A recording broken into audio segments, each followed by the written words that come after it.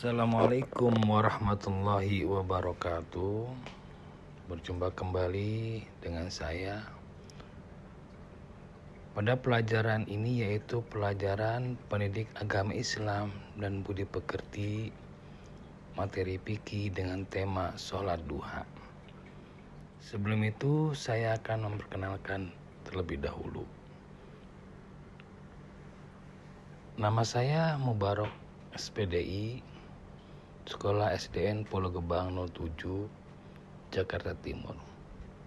Adapun pembahasan yang pertama tentang pengertian.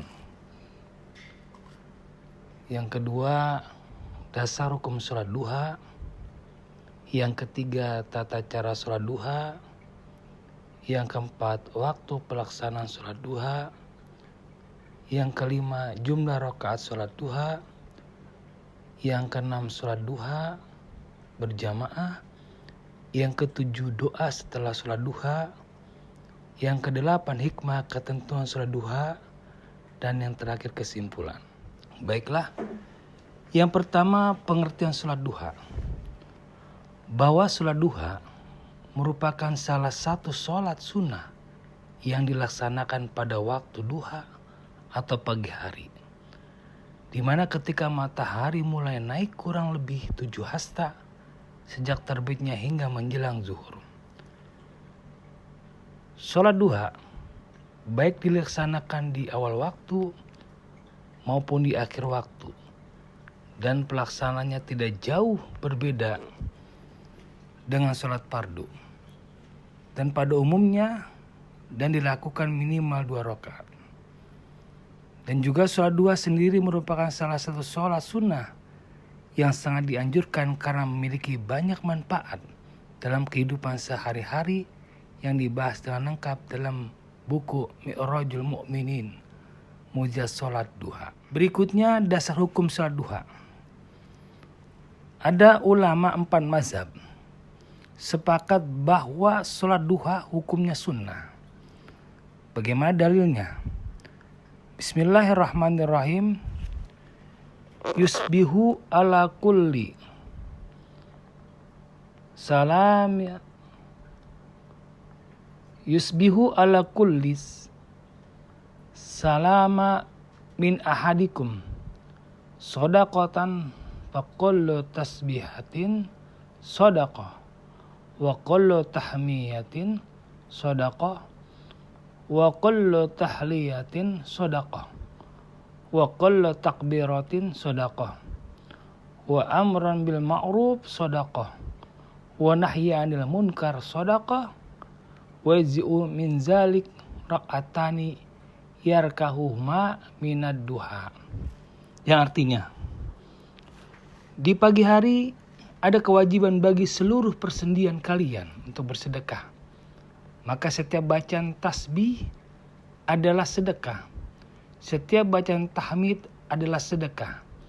Setiap bacaan tahlil adalah sedekah. Dan setiap bacaan takbir adalah melaksanakan sedekah. Begitu juga dengan amar ma'ruf dan nahi mungkar adalah sedekah. Bahwa semua ini bisa dicukupi dengan melaksanakan sholat duha sebanyak 2 rakaat.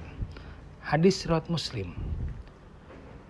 Yang berikutnya dari Buraidah al-Islami radhiyallahu anhu, Nabi SAW bersabda, "Fil insani salasun minnati wasituna mafsilan fa'alaihi ayyatasaddaqa an kulli mafsilin minhu bisadaqah." Qalu, "Wa may yutiku zalika ya Nabi Allah?" Qala, ad-dukha'atu fil masjidi tasbinuha wa syai'u tunhihi anil tariqi fa ilam tajid waraqatani duha yuhji'uka. Yang artinya, manusia memiliki 360 sendi, diwajibkan untuk bersedekah untuk setiap sendinya. Para sahabat bertanya, siapa yang mampu melakukan demikian, wahai Nabi Allah? Nabi bersabda, cukup dengan menutup dahak yang ada di lantai masjid dengan tanah dan menghilangkan gangguan dari jalanan. Apabila engkau tidak mendapatinya, maka lakukanlah 2 rakaat sholat duha yang itu bisa mencukupimu. Hadis riwayat Abu Daud nomor 5242 disahihkan oleh Albani dalam Irwal Ghalil.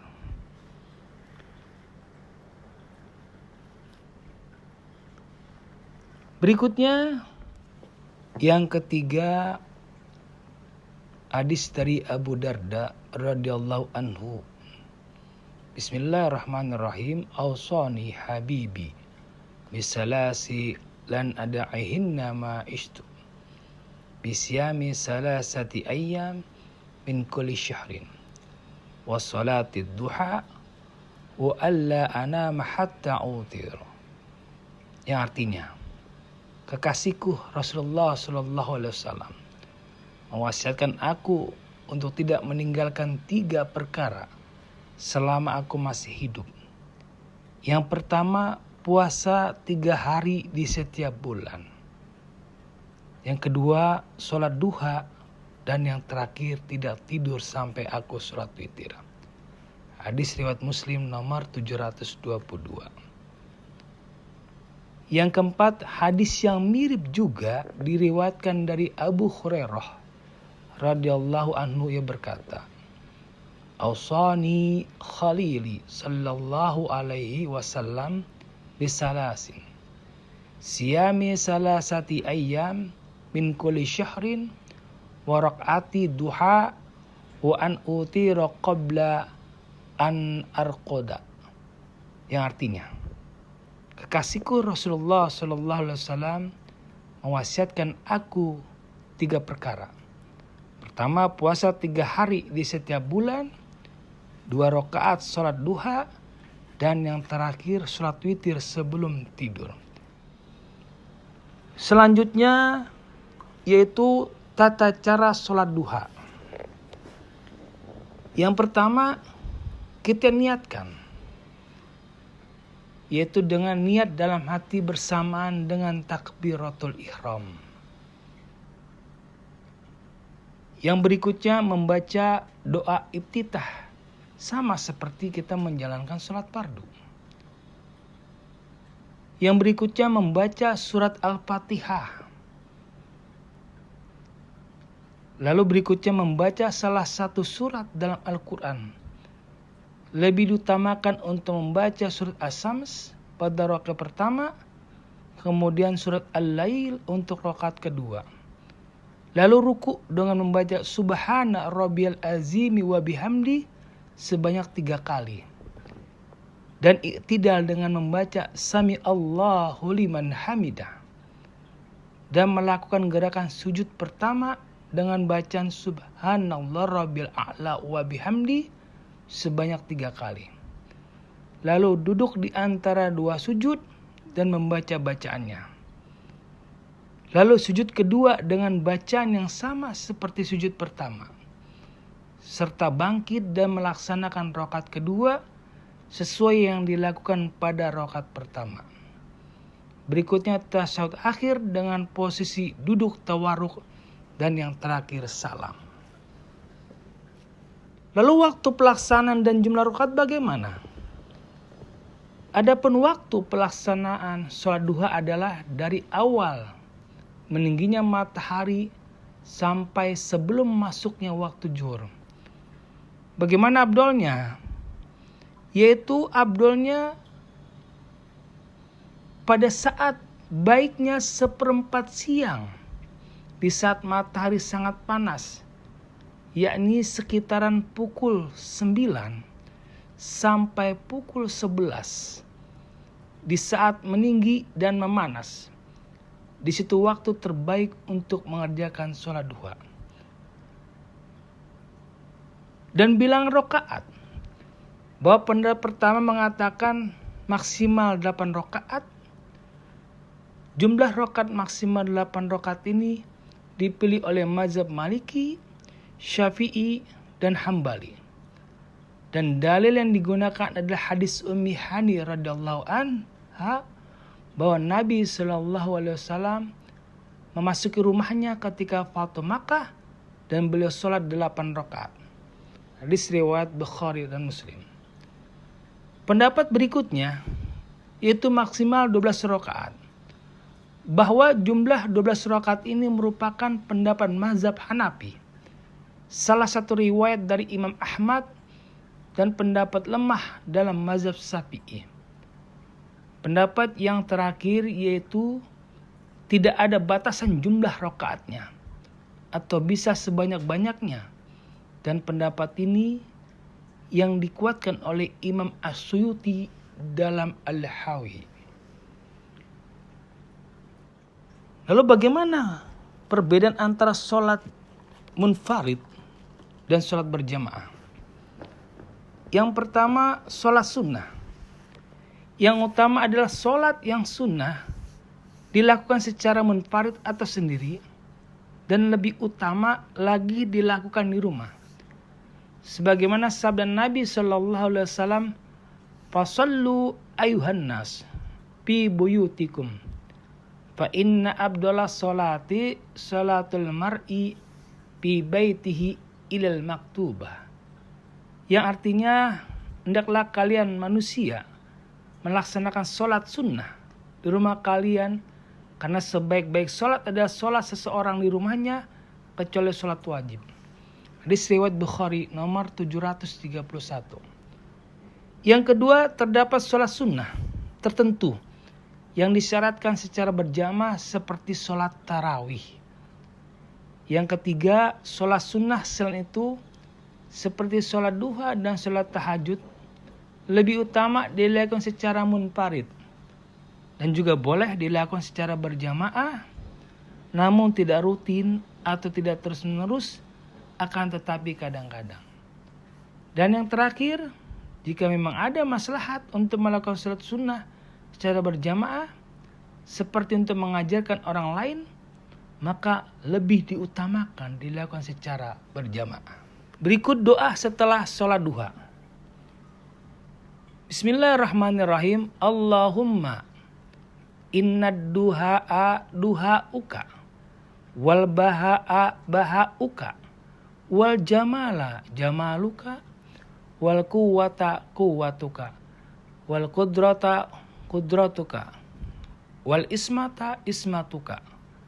Allahumma in kana rizqi fis sama'i fa'anzilhu wa in kana fil ardi fa'akhrizhu wa in kana mu'assaran fayassirhu wa in kana haraman fatahhirhu wa in kana ba'idan faqaribhu bihaqqi duhaika wa bahaika wa jamalika wa quwwatika wa qudratika atini ma ataita ibadaka sholihin. Lalu bagaimana hikmah sholat duha? Imam Muslim meriwayatkan, Bismillahirrahmanirrahim, an Zaid bin Arqam radhiyallahu anhu annahu ra'a qaman yusalluna minad duha faqala ama laqad alimu anna as-salata bi ghairi hadhihi as-sa'ah afdal. Inna Rasulullah sallallahu alaihi wasallam qala salatul awwabina hina tarmadul fisal, rawahul Muslim. Yang artinya, diriwayatkan dari Zaid bin Arqam radhiyallahu an, sungguh ia pernah melihat segolongan orang melakukan sholat duha. Lalu berkata, tidakkah kalian tahu bahwa sholat dalam waktu ini lebih utama? Sungguh Rasulullah SAW bersabda, sholat kaum awwabin, sholat duha, adalah saat kaki anak unta merasakan panasnya bumi karena terik matahari. Hadis riwayat Muslim lihat Abu Zakaria Yahya bin Sarab An-Nawawi, Syarh An-Nawawi ala Syahih Muslim, Dharab Dar Ihya'it Turasil Arabi 1292 Hijriah. Juz 6:30. Hikmah sholat duha pada waktu utama ini adalah agar setiap seperempat siang tidak kosong dari sholat. Dan seperempat siang pertama ada sholat subuh, seperempat siang kedua adalah sholat duha, seperempat siang ketiga ada sholat duhur, dan seperempat siang keempat ada sholat asar. Muhammad bin Umar Nawawi Al-Zawi, Nihayatul Zain, Fil Irsadil Muftadiin, Berdal Fiqr, halaman 102. Jadi dari semuanya itu yang mengenai tentang sholat duha, berdasarkan penelitian yang tadi dikembangkan di SDN Pulau Gebang 07 tentang analisis pelaksanaan sholat duha dalam pembentukan karakter siswa kelas 5, dapat disimpulkan sebagai berikut. Bahwa yang pertama, pelaksanaan sholat duha dalam pembentukan karakter siswa kelas 5, yaitu pelaksanaan sholat duha merupakan salah satu upaya untuk mengembangkan dan membentuk karakter siswa, terutama pada siswa kelas 5. Dengan diadakannya pelaksanaan sholat duha ini sekaligus mengenalkan siswa tentang kewajiban sebagai seorang muslim. Salah satunya menjalankan ibadah sholat. Tidak hanya menjalankan sholat fardu saja, tapi juga mengenalkan kepada siswa sholat sunnah duha. Dan juga selain itu, untuk memperlancar bacaan-bacaan sholat, gerakan-gerakan sholat, serta mengetahui waktu pelaksanaan sholat duha. Dan pelaksanaan sholat duha dalam pembentukan karakter siswa ini meliputi perencanaan, pelaksanaan, dan evaluasi, di mana perencanaan berupa mempersiapkan media, metode, serta waktu. Pelaksanaan sholat duha dalam pembentukan karakter siswa kelas 5 ini meliputi praktik wudhu, pelaksanaan sholat duha, serta doa dan zikir sesudah sholat. Setelah pelaksanaan tentunya ada evaluasi. Evaluasi pada pelaksanaan sholat duha dalam pembentukan karakter siswa kelas 5 dapat dilihat dari bacaan, gerakan, sikap, serta pengetahuan siswa. Dari pelaksanaan sholat duha ini dapat terbentuk karakter seperti religius, tanggung jawab, disiplin, dan mandiri. Yang kedua, faktor pendukung dan penghambat. Bahwa dalam faktor pendukung pelaksanaan sholat duha dalam pembentukan karakter siswa kelas 5 di SDN Pulau Gebang 07, di antara adalah tersedianya sarana dan prasarana penunjang kegiatan yang memadai. Kerjasama antara seluruh guru beserta staf kependidikan, serta antusias siswa yang tinggi dalam mengikuti kegiatan sholat duha. Dan faktor penghambat pelaksanaan sholat duha dalam pembentukan karakter siswa kelas 5 di SDN Pulau Gebang 07, di antaranya kurang tempat untuk melaksanakan sholat duha, terkendala oleh kondisi cuaca yang tidak menentu, siswa yang terlambat datang ke sekolah, dan siswa yang terlalu aktif. Demikianlah, itulah beberapa penjelasan materi fikih dengan tema sholat duha. Mudah-mudahan bermanfaat. Kurang lebihnya mohon maaf. Wabillahi taufiq wal hidayah. Assalamualaikum warahmatullahi wabarakatuh.